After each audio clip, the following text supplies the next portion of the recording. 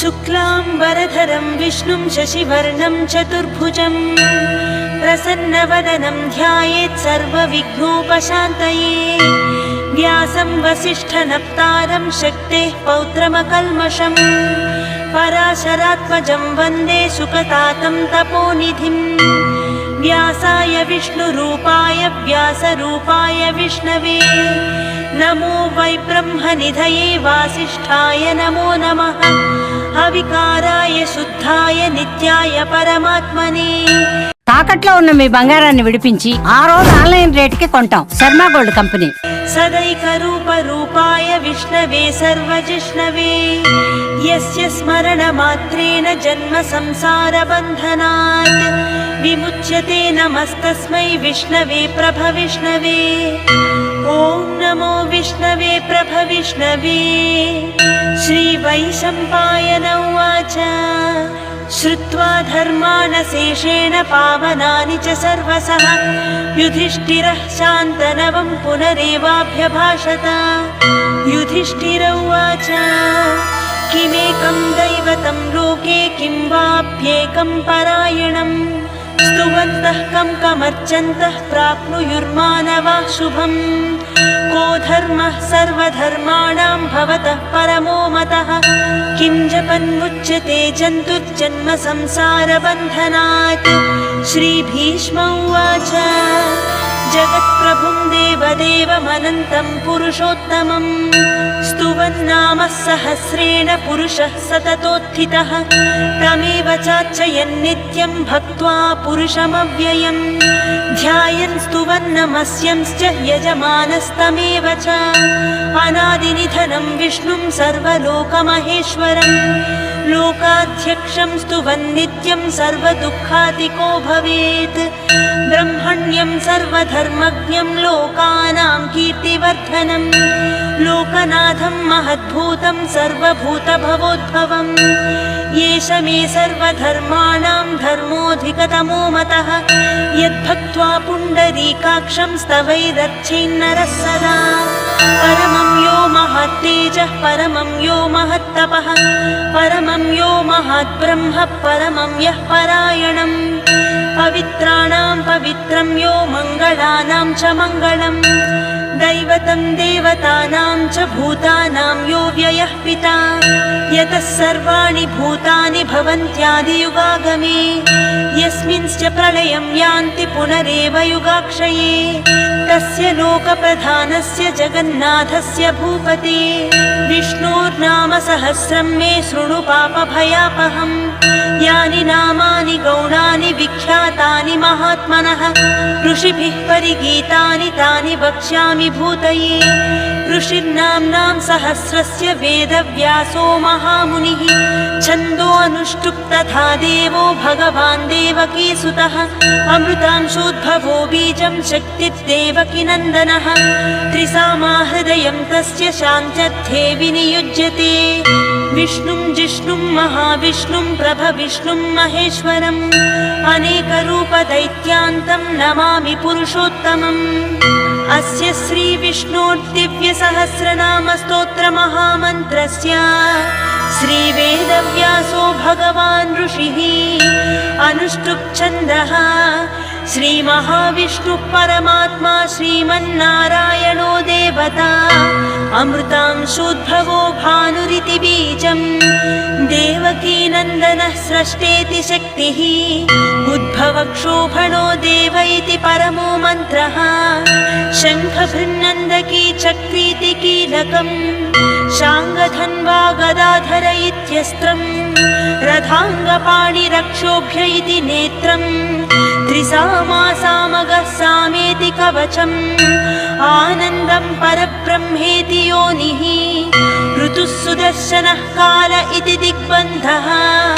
श्रीविश्वरूप इति ध्यानम् श्रीमहाविष्णुप्रीत्यर्थे सहस्रनाम जपे विनियोगः। ध्यानम् क्षीरोदन्मत्प्रदेशे शुचिमणिविलसत्सैकते मौक्तिकानां मालाक्लप्तासनस्थस्फटिकमणिनिभैर्मौक्तिकैर्मण्डिताङ्गः रभ्रैरदभ्रैः उपरि विरचितैः मुक्तपीयूषवर्षैः आनन्देन पुनीयातरिणलिनगदाशङ्खपाणिर्मुकुन्दः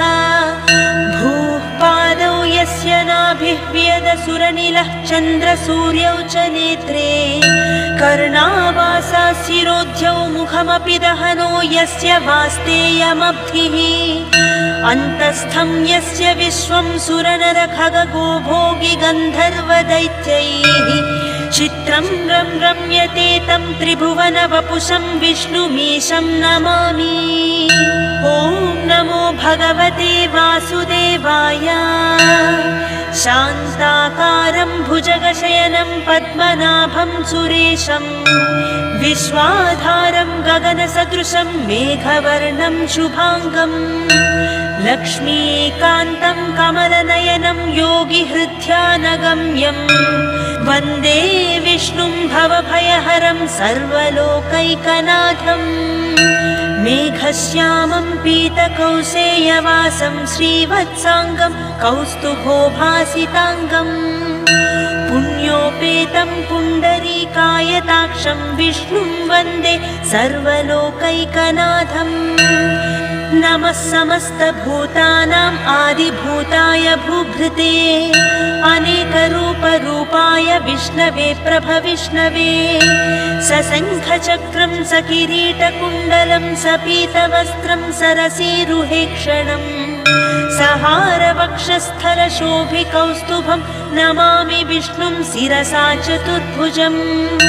छायायां पारिजातस्य हेमसिंहासनोपरि असीनमम्बुदश्याममायताक्षमलङ्कृतं चन्द्राननं चतुर्बाहुं श्रीवत्साङ्कितवक्षसं रुक्मिणी सत्यभामाभ्यां सहितं कृष्णमाश्रये।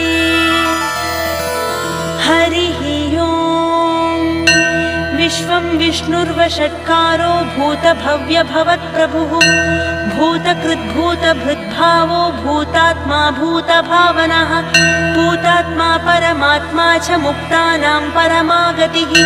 अव्ययः पुरुषः साक्षी क्षेत्रज्ञोऽक्षर एव च योगो योगविदां नेता प्रधानपुरुषेश्वरः नारसिंहवपुः श्रीमान् केशवः पुरुषोत्तमः सर्वशिवस्थाणुर्भूताधिर्निधिरव्ययः सम्भवो भावनो भर्ता प्रभव प्रभुरीश्वरः स्वयंभू शम्भुरादित्यः पुष्कराक्षो महास्वनः अनादिनिधनो धाता विधाता धातुरुत्तमः अप्रमेयो हृषीकेश पद्मनाभो मरप्रभुः विश्वकर्मा मनुस्त्वष्टा स्थविष्ठस्थविरो ध्रुवः अग्राह्य शाश्वतो कृष्णो लोहिताक्षप्रदर्दनः प्रभूतस्त्रिककुम्भाम पवित्रं मङ्गलं परम् ईशानः प्राणदः प्राणो ज्येष्ठः श्रेष्ठः प्रजापतिः हिरण्यगर्भो भूगर्भो माधवो मधुसूदनः ईश्वरो विक्रमी धन्वी मेधावी विक्रमक्रमः अनुत्तमो दुरादर्श कृतज्ञ कृतिरात्मवान् सुरेशः शरणं जन्म विश्वरेता प्रजाभवः अहः संवत्सरो व्यालः प्रत्ययः सर्वदर्शनः अजः सर्वेश्वरः सिद्धः सिद्धि सर्वादिरच्युतः वृषा कपिरमेयात्मा सर्वयोगविनिश्रुतः वसुर्वसुमनः सत्यः समात्मा संवितः समः अमोघः पुण्डरीकाक्षो वृषकर्मा वृषाकृतिः रुद्रो बहुशिरा बभ्रुर्विश्वयोनिः शुचिस्रवाः अमृतः शाश्वतस्थाणुर्वरारोहो महातपाः सर्वगः सर्वविद्भानुर्विश्वक्सेनो जनार्दनः वेदो वेदविदव्यङ्गो वेदाङ्गो वेदवित्कविः लोकाध्यक्षः सुराध्यक्षो धर्माध्यक्षः कृताकृतः चतुरात्मा चतुर्व्यूहश्चतुर्दंष्ट्रश्चतुर्भुजः भ्राजिष्णुर्भोजनं भोक्ता सहिष्णुर्जगदादिजः अनघो विजयो जेता विश्वयोनिः पुनर्वसुः उपेन्द्रो वामनः प्रांशुरमोघः शुचिरूर्जितः अतीन्द्रः सङ्ग्रहः सर्गो धृतात्मा नियमो यमः वेद्यो वैद्यः सदा योगी वीरः माधवो मधुः अतीन्द्रियो महामायो महोत्साहो महाबलः महाबुद्धिर्महावीर्यो महाशक्तिर्महाद्युतिः अनिर्देश्य वपुः श्रीमानमेयात्मा महाधृतृक् महेश्वासो महीभर्ता श्रीनिवासः सताङ्गतिः अनिरुद्धः सुरानन्दो गोविन्दो गोविदाम्पतिः मरीचिर्दमनोहंसः सुपर्णो भुजगोत्तमः हिरण्यनाभः सुतपा पद्मनाभः प्रजापतिः अमृत्युः सर्वधृक्सिंहः सन्धाता सन्धिमान् स्थिरः अजो दुर्मर्शनः शास्ता विश्रुतात्मा सुरारिः गुरुर्गुरुतमो धाम सत्यः सत्यपराक्रमः निमिषो निमिषस्रग्वी वाचस्पतिरुदानधीः अग्रणी ग्रामणी श्रीमान् न्यायो नेता समीरणः सहस्रमूर्धा विश्वात्मा सहस्राक्षः सहस्रपात् आवर्तनो निवृत्तात्मा संवृतः सम्प्रमर्दनः अहः संवर्तको वह्निरनिलो धरणीधरः सुप्रसादः प्रसन्नात्मा विश्वदृग्विश्वभुक् विभुः सत्कर्ता सत्कृतः साधुर्जह्निर्नारायणो नरः असङ्ख्येयो प्रमेयात्मा विशिष्टः शिष्टकृच्छुचिः सिद्धार्थः सिद्धसङ्कल्पः सिद्धिदः सिद्धिसाधनः वृषाही वृषभो विष्णुर्वृषपर्वा वृषोदरः वर्धनो वर्धमानश्च विविक्तः श्रुतिसागरः सुभुजो दुर्धरो वाग्मी महेन्द्रो वसुदो वसुः नैकरूपो बृहद्रूपः सिपिविष्टप्रकाशनः ओजस्तेजोद्युतिधरः प्रकाशात्मा प्रतापनः बुधस्पष्टाक्षरो मन्त्रश्चन्द्रांशुर्भास्करद्युतिः अमृतांशोद्भवो भानुः शशबिन्दुः सुरेश्वरः औषधं जगतः सेतुः सत्यधर्मपराक्रमः भूतभव्यभवन्नाथः पवनः पावनो नलः कामः कामकृत्कान्तः कामः कामप्रदः प्रभुः युगादिकृद्युगावर्तो नैकमायो महाशनः अदृश्यो व्यक्तरूपस्य सहस्रजिदनन्तजित् इष्टो विशिष्टः शिष्टेष्टः शिखण्डी नहुषो वृषः क्रोधः क्रोधकृत्कर्ता विश्वबाहुर्महीधरः अच्युतः प्रथितः प्राणः प्राणदो वासवानुजः अपां निधिरधिष्ठानम् अप्रमत्तः प्रतिष्ठितः स्कन्दः स्कन्दधरो धुर्यो वरदो वायुवाहनः वासुदेवो बृहद्भानुरादिदेवः पुरन्धरः अशोकस्तारणस्तारः शूरः सौरिर्जनेश्वरः अनुकूलः शतावर्तः पद्मी पद्मनिभेक्षणः पद्मनाभोरविन्दाक्षः पद्मगर्भः शरीरभृत् महर्धिर्रुद्धो वृद्धात्मा महाक्षो गरुडध्वजः अतुलः शरभो भीमः समयज्ञो हविर्हरिः सर्वलक्षणलक्षण्यो लक्ष्मीवान् समितिञ्जयः विक्षरो रोहितो मार्गो हेतुर्दामोदरः सहः महीधरो महाभागो वेगवानमिताशनः उद्भवक्षोणभो देवः श्रीगर्भः परमेश्वरः करणं कारणं कर्ता विकर्ता गहनो गुहः व्यवसायो व्यवस्थानः संस्थानस्थानदो ध्रुवः परद्धिः परमस्पष्टः तुष्टः पुष्टः सुभीक्षणः रामो विरामो विरजो मार्गो नेयो नयो नयः वीरः शक्तिमतां श्रेष्ठो धर्मो धर्मविदुत्तमः वैकुण्ठः पुरुषः प्राणः प्राणदः प्रणवः पृथुः हिरण्यगर्भः शत्रुघ्नो व्याप्तो वायुरधोक्षजः ऋतुः सुदर्शनः कालः परमेष्ठी परिग्रहः उग्रः संवत्सरो दक्षो विश्रामो विश्वदक्षिणः विस्तारस्थावरस्थाणुः प्रमाणं बीजमव्ययम् अर्थोऽनर्थो महाकोशो महाभोगो महाधनः अनिर्विण्णः स्थविष्ठो भूधर्मो यूपो महामखः नक्षत्रनेमिर्नक्षत्री क्षमः क्षामः समीहनः यज्ञयुज्यो महेज्यश्च क्रतुः सत्रं सताङ्गतिः सर्वदर्शी विमुक्तात्मा सर्वज्ञो ज्ञानमुत्तमम् सुव्रतः सुमुखः सूक्ष्मः सुघोषः सुखदः सुहृत् मनोहरोजितक्रोधो वीरबाहुर्विदारणः स्वापनः स्ववशो व्यापी नैकात्मा नैककर्मकृत् वत्सरो वत्सलो वत्सी रत्नगर्भो धनेश्वरः धर्मगुप्धर्मकृद्धर्मी सदक्षरमनक्षरम् गभस्तिनेमी सत्त्वस्थः सिंहो भूतमहेश्वरः आदिदेवो महादेवो देवेशो देवभृद्गुरुः उत्तरो गोपतिर्गोप्ता ज्ञानगम्यः पुरातनः शरीरभूतभृद्भोक्ता कपीन्द्रो भूरि दक्षिणः सोमपो मृतपः सोमः पुरुजित् पुरुसत्तमः विनयोजयः सत्यसन्धो दाशार्हः सात्वतां पतिः जीवो विनयितो साक्षी मुकुन्दोमित विक्रमः अम्भो निधिरनन्तात्मा महोदधिशयोऽन्तकः अजो महार्हः स्वाभाव्यो जितामित्रः प्रमोदनः आनन्दो नन्दनो नन्दः सत्यधर्मा त्रिविक्रमः महर्षिः कपिलाचार्यः कृतज्ञो मेदिनीपतिः त्रिपदस्त्रिदशाध्यक्षो महाशृङ्गः कृतान्तकृत् महावराहो गोविन्दः सुषेणः कनकाङ्गदी गुह्यो गभीरो गहनो गुप्तश्चक्रगदाधरः वेधाश्वाङ्गोजितः कृष्णो दृढः सङ्कर्षणोच्युतः वरुणो वारुणो वृक्षः पुष्कराक्षो महामनाः भगवान् भगहानन्दी वनमाली हलायुधः आदित्यो ज्योतिरादित्यः सहिष्णुर्गतिसत्तमः सुधन्वाखण्ड परशुर्दारुणो द्रविणत्प्रदः दिवस्पृक् सर्वदृग्व्यासो वाचस्पतिरयो निजः त्रिसामा सामगः साम निर्वाणं भेषजं भिषक्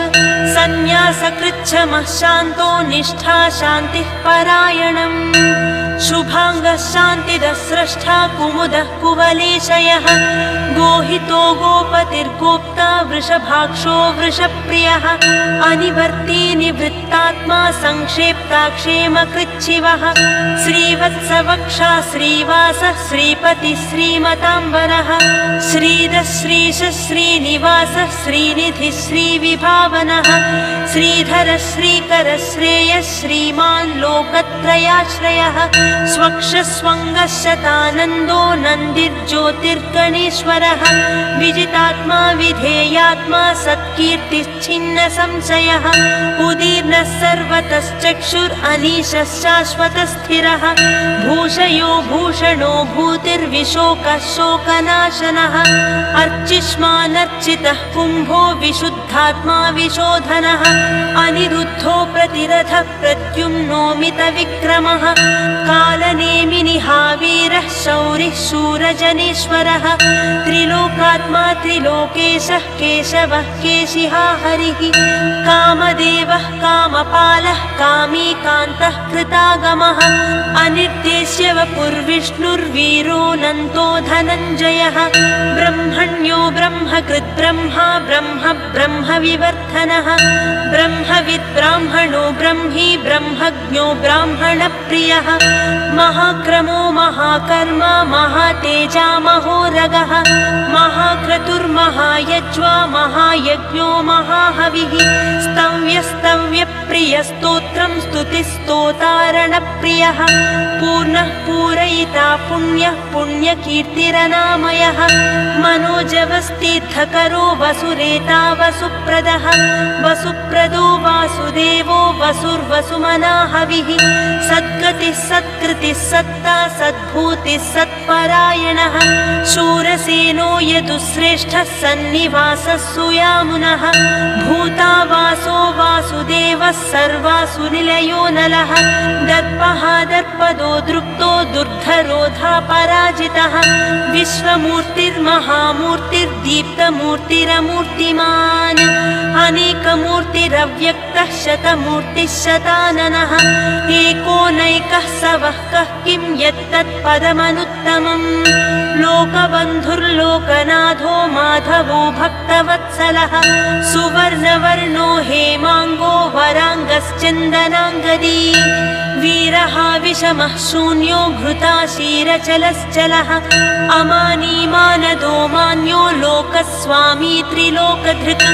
सुमेधा मेधजो धन्यः सत्यमेधाधराधरः तेजो वृषोद्युतिधरः सर्वशस्त्रभृताम्बरः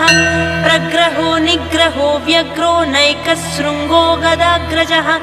चतुर्मूर्तिश्चतुर्बाहुश्चतुर्व्यूहश्चतुर्गतिः चतुरात्मा चतुर्वेदविदेकपात् समावर्तो निवृत्तात्मा दुर्जयो दुरतिक्रमः दुर्लभो दुर्गमो दुर्गो दुरावासो दुरारिहा शुभाङ्गो लोकसारङ्गः सुतन्तुस्तन्तुवर्धनः इन्द्रकर्मा महाकर्मा कृतकर्मा कृतागमः उद्भवः सुन्दरः सुन्दो रत्ननाभः सुलोचनः अर्को वाजसनः शृङ्गी जयन्तः सर्वविजयी सुवर्णबिन्दुरक्षोभ्यः सर्ववागीश्वरेश्वरः महाह्रदो महागर्तो महाभूतो महानिधिः कुमुदः कुन्दरः कुन्दः पर्जन्यः पावनोऽनिलः अमृताशोऽमृतवपुः सर्वज्ञः सर्वतोमुखः सुलभः सुव्रतः सिद्धः शत्रुजिच्छत्रुतापनः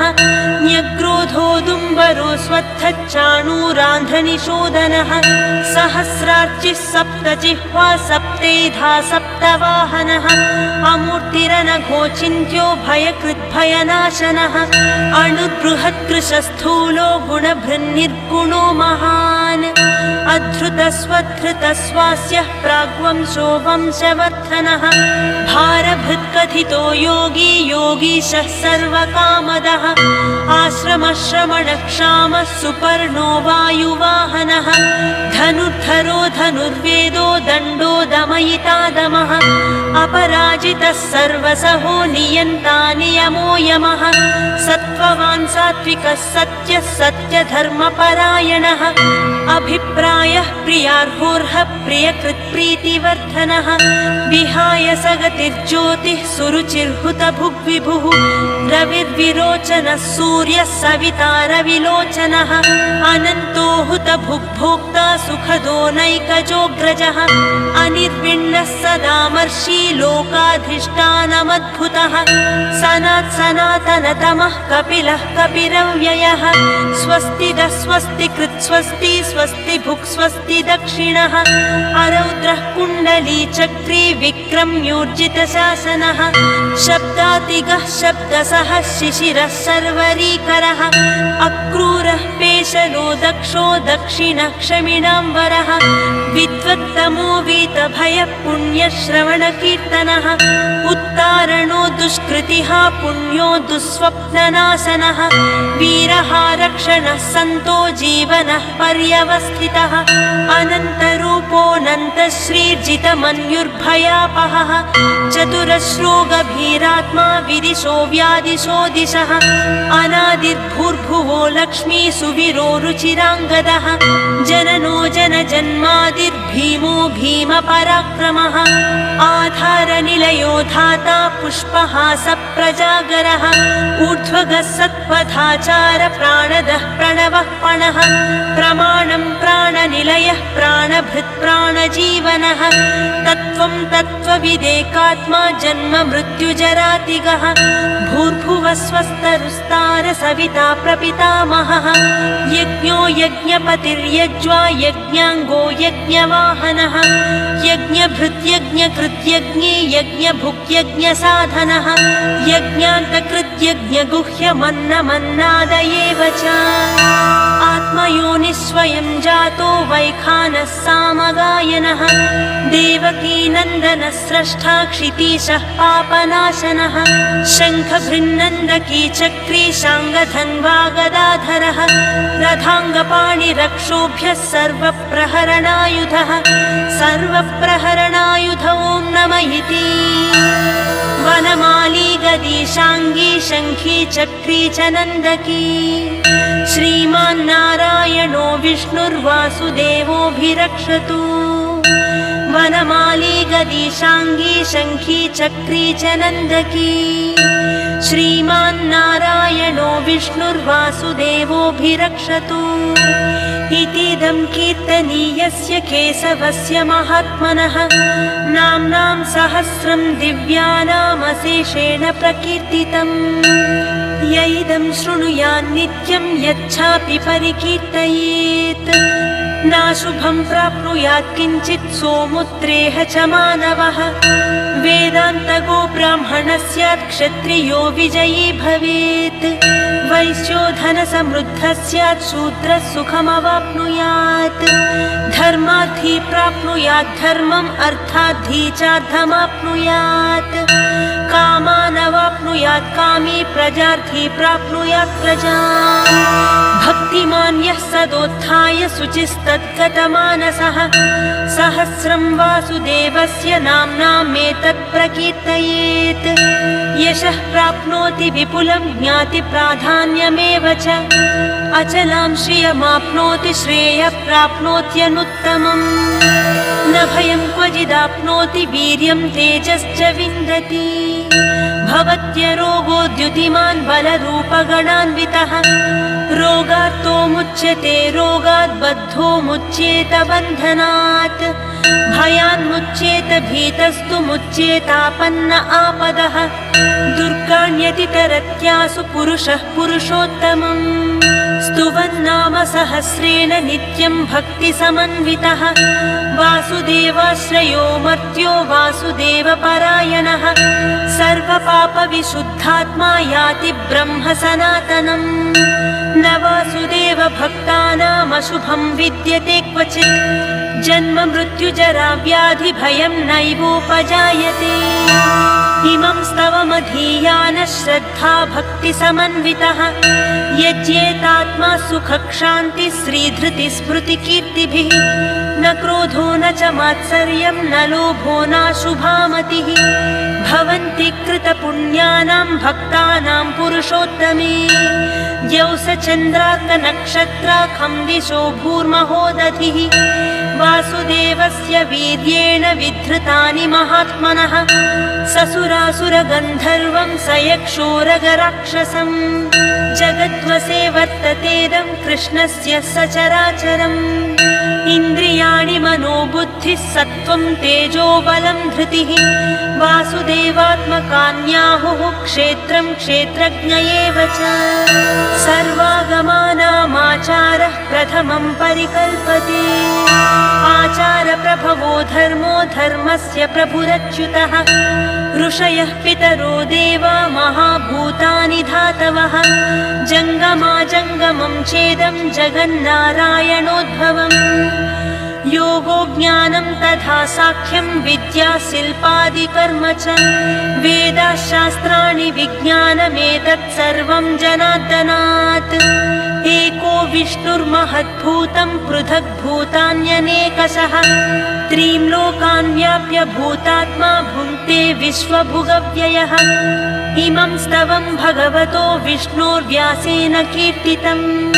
पठेद्य इच्छेत् पुरुषः श्रेयः प्राप्तुं सुखानि च